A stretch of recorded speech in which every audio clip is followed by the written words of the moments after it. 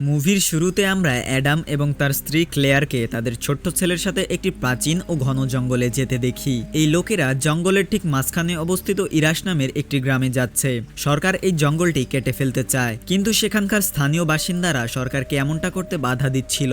Adam পেশায় একজন biologist, তাই সে এত দূরে এই জঙ্গলে কিছু গাছের উপর গবেষণা করার জন্য এসেছিল, যাতে এটি নিশ্চিত হওয়া যায় যে সরকার এই জঙ্গল কাটলে তাদের কোনো লাভ হবে কিনা। অ্যাডাম তার স্ত্রীকে ঘরে রেখে নিজের ছেলে এবং পোষা কুকুরকে সাথে নিয়ে জঙ্গলে গাছের স্যাম্পল সংগ্রহ করতে চলে যায়। অ্যাডাম যে গাছটি পরীক্ষা করছিল সেটির গায়ে একটি ক্রসের চিহ্ন এঁকে দিচ্ছিল, যাতে তার মনে থাকে যে এই গাছের নমুনা সে ইতিমধ্যেই নিয়েছে। এরই মধ্যে অ্যাডামের কুকুরটি আচমকা ঘেউ ঘেউ করতে করতে ঘন জঙ্গলের গভীরে চলে যায়। অ্যাডাম কুকুরের পিছু পিছু যায়, কিন্তু সেখানে গিয়ে সে তার কুকুরটিকে আর কোথাও দেখতে পায় না। ঠিক তখনই অ্যাডাম একটি পুরনো ভেঙে পড়া বাড়ি দেখতে পায়। অ্যাডাম ধীরে ধীরে সেই পরিত্যক্ত বাড়ির ভেতরে প্রবেশ করে। তখনই সে দেওয়ালের সাথে লেপ্টে থাকা একটি মৃত হরিণ দেখতে পায়। হরিণটিকে দেখে অ্যাডাম বেশ অবাক ও বিস্মিত হয়ে যায়, কারণ হরিণের শরীর থেকে এক ধরনের অদ্ভুত কালো তরল বের হচ্ছিল। অ্যাডাম সেই তরলের একটি নমুনা নিজের কাছে সংগ্রহ করে রেখে দেয়। এদিকে অ্যাডামের স্ত্রী ক্লেয়ার তখন নিজের ঘর পরিষ্কার করছিল।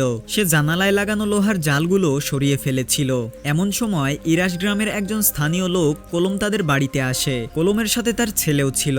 কলম ক্লেয়ারের উপর রাগ দেখিয়ে বলে যে, তুমি কি এই জায়গা সম্পর্কে কিছুই জানো না? তোমাদের তো এখানে আসাই উচিত হয়নি। তোমার কি নিজের এই ছোট্ট বাচ্চাটির ওপরও দয়া হলো না? ক্লেয়ার কলমের এই অদ্ভুত কথাবার্তা কিছুই বুঝতে পারে না, তাই সে কলমকে বলে, আপনি দয়া করে এই মুহূর্তে এখান থেকে চলে যান। আমার স্বামী এখন ঘরে নেই, তিনি যখন ফিরবেন আপনি তার সাথে কথা বলে নেবেন। এরপর কলম আর কোনো কথা না বলে সেখান থেকে চলে যায়। রাতে অ্যাডাম যখন বাড়ি ফেরে তখন ক্লেয়ার তাকে কলমের বলা সব কথা খুলে জানায়। তখন অ্যাডাম ক্লেয়ারকে জানায় যে কলম আসলে আমাদের এখানে আসাটা পছন্দ করেনি, সে শুধু আমাদের ভয় দেখাচ্ছে যাতে আমরা এখান থেকে চলে যাই। কিন্তু যতদিন না আমার গবেষণা শেষ হচ্ছে আমরা এখান থেকে কোথাও যাচ্ছি না। রাতে খাবার খেয়ে অ্যাডাম জঙ্গল থেকে আনা সেই কালো তরলটির নমুনা পরীক্ষা করতে শুরু করে। তখন সে জানতে পারে যে এই তরলে থাকা কোষগুলো তার সংস্পর্শে আসা অন্য কণাগুলোকেও নিজেদের মতো কালো কোষে রূপান্তর করে ফেলেছে। অ্যাডাম যখন এটি নিয়ে গবেষণা করছিল ঠিক তখনই ক্লেয়ার এসে তাকে জানায় যে তাদের ছেলের বিছানার উপর কোনো কালো রঙের তরল পড়েছে।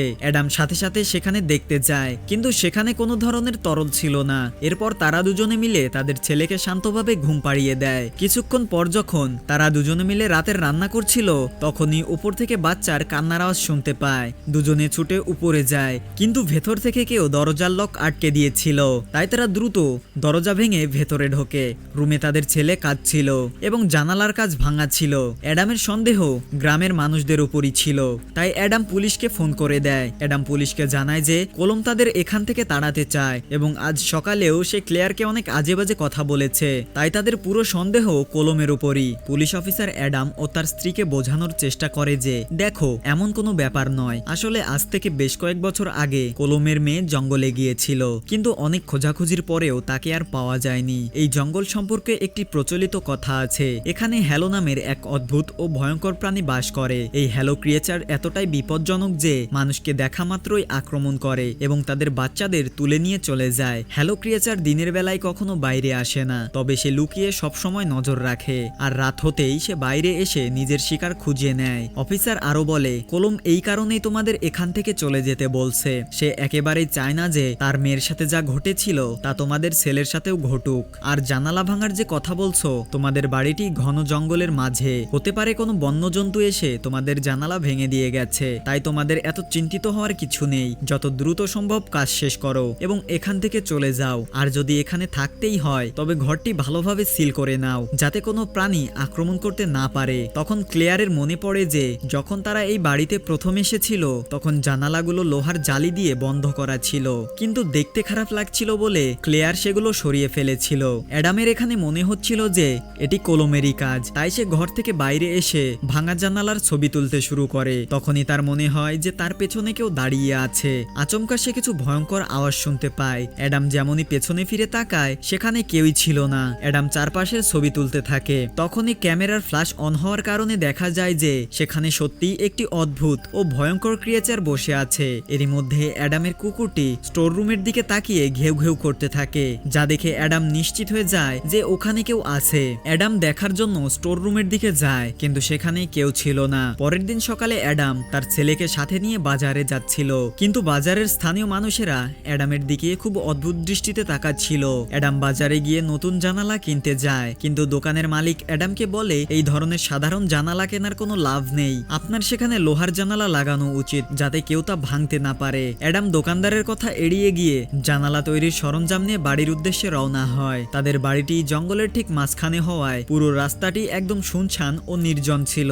মাঝপথে হঠাৎ অ্যাডামের গাড়িটি বন্ধ হয়ে যায়। অ্যাডাম খুব চিন্তিত হয়ে পড়ে। এই দুশ্চিন্তার মাঝেই সে যখন গাড়ির বোনেটের ডালাটি খোলে তখন সে সেখানে সেই একই কালো তরলটি দেখতে পায়। অ্যাডাম চারপাশে তাকায়, কিন্তু সাহায্যের জন্য সেখানে কেউই ছিল না। এবার সে গাড়ি ঠিক করার জন্য টুলবক্স বের করে। ঠিক তখনই পেছন থেকে কেউ তাকে জোরে ধাক্কা দিয়ে গাড়ির পেছনের ডিকির ভেতর বন্ধ করে দেয়। অ্যাডামের ছেলে গাড়ির ভেতরে বসে কাঁদছিল, আর অ্যাডাম ডিকির ভেতর থেকে সাহায্যের জন্য চিৎকার করছিল। তখনই তার মনে হয় যে বাইরে কেউ তার গাড়ির জানালাগুলো ভাঙার চেষ্টা করছে। অ্যাডাম ডিকি থেকে বাইরে আসার আপ্রাণ চেষ্টা করে, কারণ সে তার ছেলের জন্য প্রচন্ড উদ্বিগ্ন ছিল। কিন্তু অনেক চেষ্টা করার পরেও অ্যাডাম সেখান থেকে বের হতে পারে না। দেখতে দেখতে রাত হয়ে আসছিল। এদিকে ক্লেয়ার ঘরে পরিষ্কার করছিল। তখনই সে তার ছেলের কাপড়ে সেই একই কালো তরল দেখতে পায়। তার মনে হয় হয়তো তাদের কুকুরটি শরীর দিয়ে এটি ভেতরে নিয়ে এসেছে, তাই সে ব্যাপারটি এড়িয়ে যায়। তখনই পেছন থেকে কলম এসে ক্লেয়ারকে বলে, আমি তোমাকে বলেছিলাম যত তাড়াতাড়ি সম্ভব এখান থেকে চলে যাও। ক্লেয়ার বলে, ঠিক আছে, আমার স্বামী যখন বাড়ি ফিরবেন আমি তাকে আপনার কাছে পাঠাবো, আপনি তার সাথেই কথা বলে নেবেন। কলম সেখানে একটি বই রেখে চলে যায়। ততক্ষণে অ্যাডাম গাড়ির সিটগুলো কোনো মতে ছিঁড়ে গাড়ির ভেতরে চলে আসে। সেখানে তার ছেলে তখনও কাঁদছিল। অ্যাডাম ছেলেকে কোলে নিয়ে বুকে জড়িয়ে ধরে। ততক্ষণে সেই অদ্ভুত প্রাণীটিও সেখান থেকে চলে গিয়েছিল। অ্যাডাম তাড়াতাড়ি গাড়ি থেকে বাইরে আসে এবং দেখে যে কেউ তার গাড়ির গায়ে খুব বাজেভাবে আঁচড় কেটে দিয়েছে। ভীত অ্যাডাম এবার বাড়ির দিকে দৌড় লাগায়, কারণ বাড়িটি সেখান থেকে কিছুটা দূরেই ছিল। বাড়ি ফিরে অ্যাডাম সমস্ত ঘটনা ক্লেয়ারকে জানায়। এখন অ্যাডামও মানুষের কথায় বিশ্বাস করতে শুরু করেছিল। অ্যাডাম নিজের বন্দুকটি হাতে তুলে নেয়। ঠিক তখনই বাড়ির সমস্ত আলো নিভে যায়। আচমকা চারপাশ থেকে সেই ক্রিয়েচারদের অদ্ভুত ও উচ্চ শব্দে গর্জন করার আওয়াজ আসতে থাকে। অ্যাডামের সন্দেহ ছিল এটি হয়তো কলমের কাজ, তাই সে চিৎকার করে বলে, আমি পুলিশকে ফোন করেছি, তোমরা যদি এখান থেকে না যাও আমি গুলি চালিয়ে দেব। কিন্তু দরজার সামনে তখনও কেউ ছিল, তাই অ্যাডাম দরজার দিকে গুলি চালিয়ে দেয়। কিন্তু পরে গিয়ে দেখে সেখানে কেউ নেই। ক্লেয়ার তখন অ্যাডামকে কলমের দেয়া সেই বইটি দেখায়। অ্যাডাম যখন বইটি খোলে তখন দেখে সেখানে সব অলৌকিক ও প্যারানর্মাল কর্মকাণ্ডের কথা লেখা আছে। অ্যাডামের বিশ্বাস হয়ে যায় যে জঙ্গলে এমন কিছু একটা আছে যার নাম নিতেও মানুষ ভয় পায়। অ্যাডাম ক্লেয়ারকে বলে, আমাদের এখান থেকে বের হতে হবে, কিন্তু আমাদের গাড়িটি জঙ্গলে দাঁড়িয়ে আছে, যে কোনো উপায়ে আমাদের গাড়ি পর্যন্ত পৌঁছাতে হবে। এখন তারা সুরক্ষার জন্য একটি বন্দুক সাথে নেয় এবং জঙ্গল থেকে বের হওয়ার জন্য গাড়ির দিকে রওনা হয়। ঠিক তখনই স্টোর রুমে তাদের কুকুরটি জোরে জোরে ঘেউ ঘেউ করতে শুরু করে। অ্যাডাম ধীরে ধীরে স্টোর রুমের দিকে যায় এবং সেখানে তার কুকুরটিকে দেখতে পায়। কুকুরটির একটি চোখ প্রচন্ড লাল হয়ে গিয়েছিল। অ্যাডাম কিছুই বুঝতে পারে না, তাই সে কুকুরটিকে সাথে নিয়ে নিজের পরিবারের সাথে গাড়ির দিকে দৌড়ায়। তারা যখন গাড়ির কাছে পৌঁছায় তখন কুকুরটি কিছুটা দূরেই থমকে দাঁড়ায়। সে একটি ছায়া দেখে ভয় পাচ্ছিল। তখনই কুকুরটি সেই ছায়ার পিছু পিছু জঙ্গলের দিকে দৌড়ে চলে যায়। অ্যাডামও কুকুরের পেছনে যেতে নিচ্ছিল, কিন্তু ক্লেয়ার তাকে আটকে দেয়। কিছুক্ষণ পর্যন্ত কুকুরের ঘেউ ঘেউ করার শব্দ শোনা যাচ্ছিল, কিন্তু হঠাৎ করেই তার আত্মচিৎকার শোনা যায়। তারা বুঝতে পারে যে ক্রিয়েচারটি আশেপাশেই আছে এবং সে তাদের কুকুরটিকে মেরে ফেলেছে।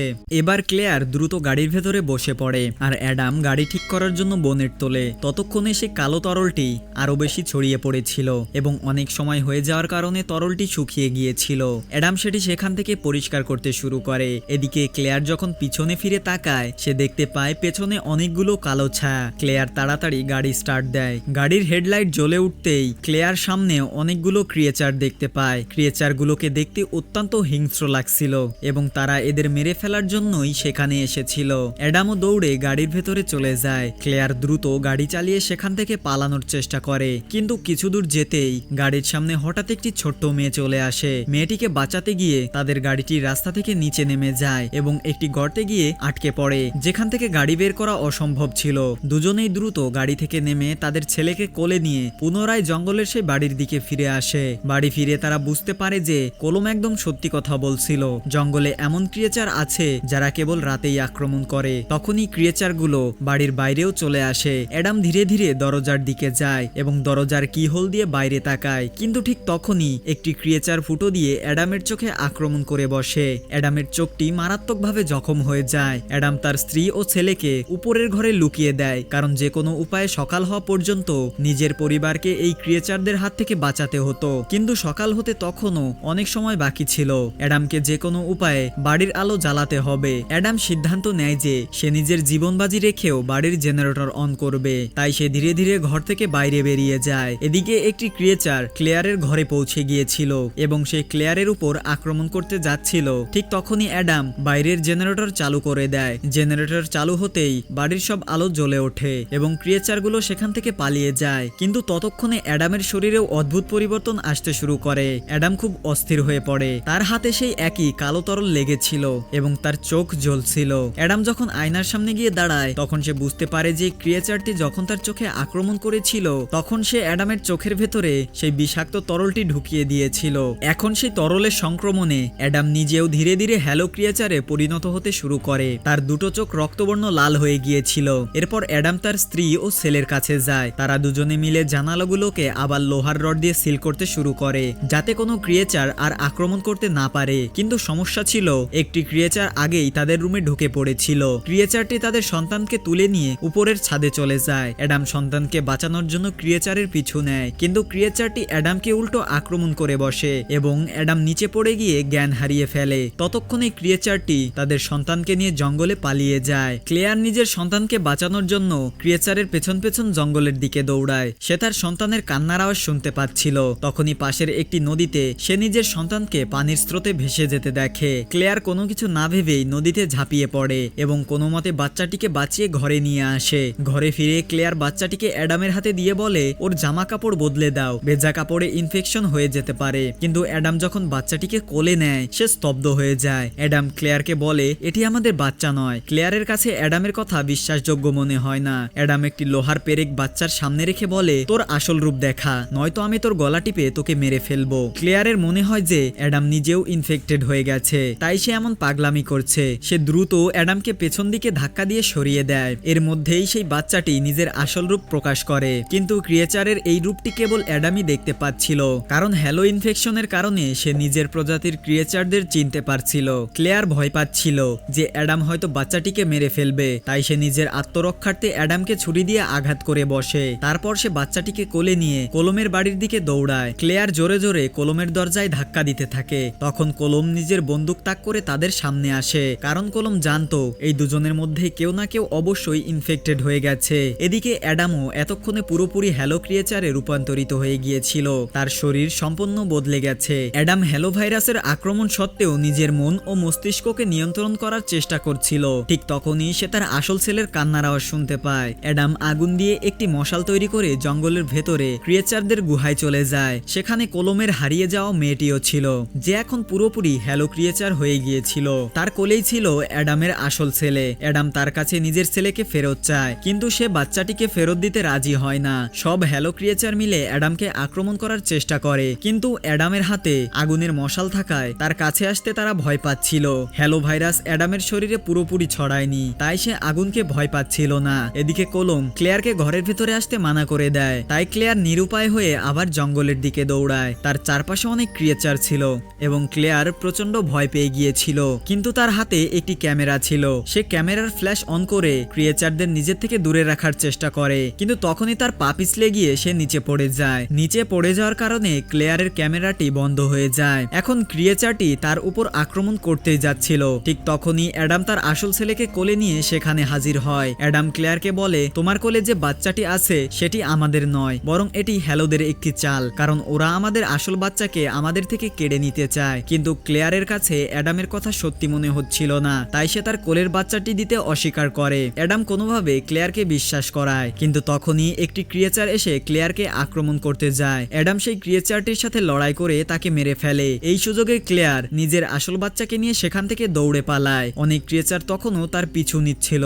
কিন্তু ততক্ষণে ভোর হতে শুরু করেছিল।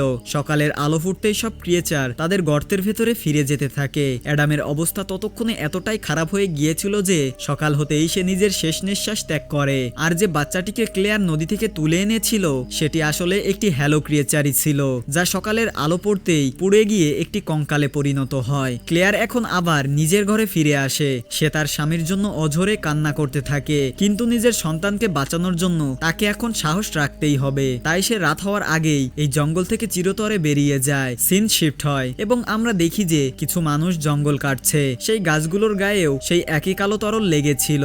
এর মানে হলো যখন এই তরল জঙ্গল থেকে বাইরে চলে যাবে তখন সাধারণ মানুষও এর দ্বারা সংক্রমিত হবে। এর ফলে আরো অনেক মানুষ হ্যালো ক্রিয়েচারে রূপান্তরিত হয়ে যাবে। আর এই রহস্যময় ও ভয়ানক বার্তার সাথেই সিনেমাটি এখানেই শেষ হয়। তো মুভিটি আপনাদের যদি ভালো লেগে থাকে অবশ্যই লাইক করবেন এবং কমেন্ট করে বলে যাবেন আপনি কোন জেলা থেকে আমাদের ভিডিওটি দেখছেন।